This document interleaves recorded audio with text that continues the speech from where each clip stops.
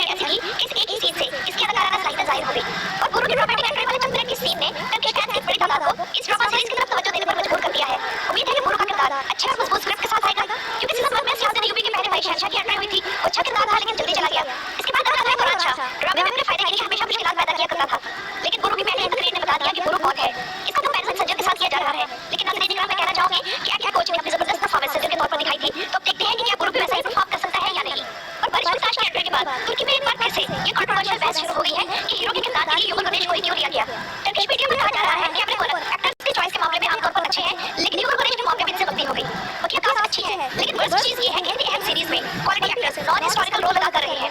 और बताओ कि ये मायूस बात यह है कि सियासत यूपी का रोल प्ले करने के लिए लास्ट ऑप्शन के तौर पर यूरोप ने लिया गया।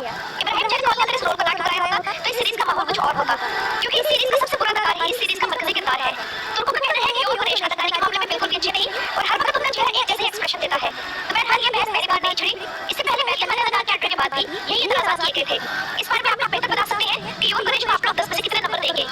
सियासत यूपी की किसी नंबर 40 की बात करें तो इस किस का पहला घंटा जरा स्लो था, लेकिन फिर अगले घंटे में एक्शन शुरू हो गया और ओवरऑल किस अमेजिंग थी।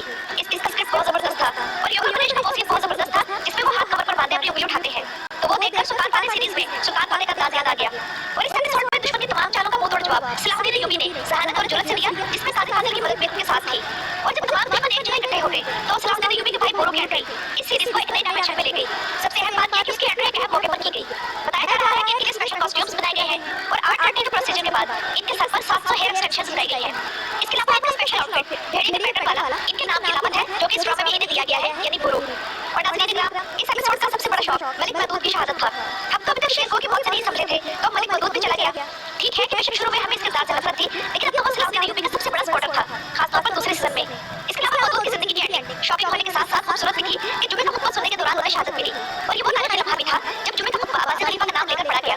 लेकिन मलिक महमूद के भी काफी तारीखी वाक़यात सलाहुद्दीन अय्यूबी के साथ बाकी थे, लेकिन खबर मिली है कि यहाँ इस अदाकार ने दरख्वास्त की थी और इन छुट्टियों में जो न्यू ईयर की थी तब अपने होने मुश्किल में पड़ गए थे और इसलिए जल्दी में मलिक महमूद की मौत का सिनेरियो तैयार किया गया।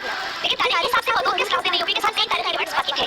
लेकिन खैर मलिक महमूद के किरदार ने 2 सीजन में जो भी अपने किरदार के हवाले से पेश किया वो बेहतरीन था। और नाज़रीन इकराम, इस ड्रामे में अगर किसी ने वफादारी को मुजस्सम शक्ल में देखना हो तो भाई बोरा को देख ले। मैदानी जंग में शाहसवार लेकिन अपने सरदार से इतनी मोहब्बत, क्योंकि हर मौके पर जान कुर्बान के अलावा कुछ नहीं बोलता था।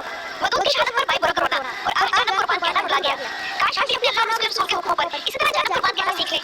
उम्मीद है कि भाई बोरा अब सलाहुद्दीन अय्यूबी का वफादार बन जाएगा और उनके साथ मिलकर अपने सरदार की मौत का बदला लेगा। और शुक्र है कि जो अदम खात्मा हो चुका है और इसकी सलाहती और इसकी साजिश और चालें काफी मजबूत साबित हुई, लेकिन सलाहुद्दीन अय्यूबी इनका तोड़ करने में कामयाब रहे। लेकिन अब बहुत ही स्मार्ट आर्मी है और आने वाले किस्म में लॉर्ड की फौज के साथ लड़ाई के बाद ताजा हथियार पकड़ा जाएगा और शायद सलाहुद्दीन अय्यूबी के आग से बदले ताजा हथियार को रिहा किया जाएगा। लेकिन एक मसला यह है कि सुल्तान नूरुद्दीन ज़ंगी अपने भाई की मौत पर बहुत अपसेट होंगे और यकीनन इंतकाम की डिमांड करेंगे।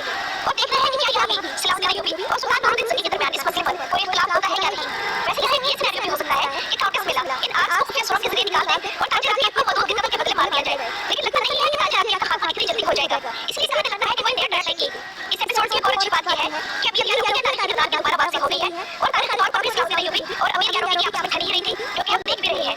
और अब सूरत हाल यह है कि 2 ग्रुप्स बन गए हैं, ताजा हथियार का ग्रुप कमांडर के साथ और पहले का ग्रुप सुल्तान नूरुद्दीन ज़ंगी के साथ। यानी कि सुल्तान और कमांडर अपने सामने और ये दोनों ताजा हथियार पर पहले की सूरत में अपने अपने घोड़ों के जरिए चालें खेल रहे हैं। और इस हिसाब से पहले ज्यादा स्ट्रांग है क्योंकि उसके ग्रुप में सुल्तान के साथ साथ सलाहुद्दीन अय्यूबी भी शामिल है। और अब नाज़रीन इकराम आते हैं हम खबरों की तरफ जो इस ड्रामा सीरीज के हवाले से आई हैं। और सुनने में आया है कि एक अदाकारा जिसका नाम मेहक चौल है उसे अपने पूरे इंस्टाग्राम पर फॉलो कर लिया है और एक और भी अदाकारा भी इस सीरीज में आई है जिसका नाम गोक्सो मेलिक उलू जान है। तो नाज़रीन इकराम, सुनने में ये आया है कि इनमें से एक अदाकारा की कमाल की बीमारी का पैदा बनेगी और दूसरी नूरुद्दीन ज़ंगी की बीवी इस्मत खातून, और ये वाली कौन पैदा बनी होगी जो कि कमाल की मौत के बाद पहले की बीवी बनेगी।